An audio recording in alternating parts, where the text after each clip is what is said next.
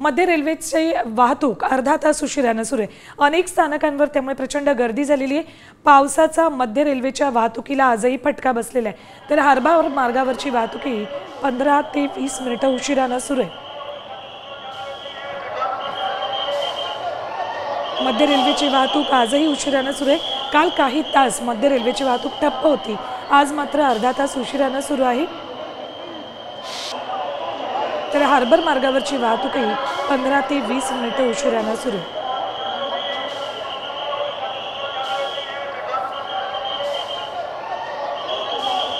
तर मध्य रेल्वेच्या प्रवाशांनी आज लवकर घर सोडलं, कारण आज ऑफिसमध्ये लेटमार्क लागू नये, पण तरीही आज लेटमार्क लागणारच आहे, कारण स्टेशनवर प्रचंड गर्दी झालेली आहे। लोकल मात्र येत नाहीये, अर्धा तास उशिराने येत आहेत, त्यामुळे मुंबईकरांना आजही ऑफिसमध्ये लेटमार्क लागणार आहे। मध्य रेल्वेची वाहतूक आजही उशिराने सुरू आहे। काही वेळापूर्वी आपण काही प्रवाशांच्या प्रतिक्रिया सुद्धा बघितल्या।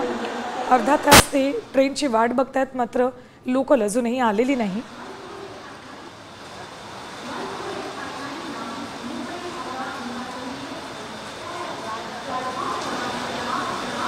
आजही मुंबईतल्या अनेक भागांमध्ये पाऊस बरसतोय आणि त्याचा फटका लोकल वाहतुकीला बसतोय। मिनिटांनी उशिराने धावत आहेत।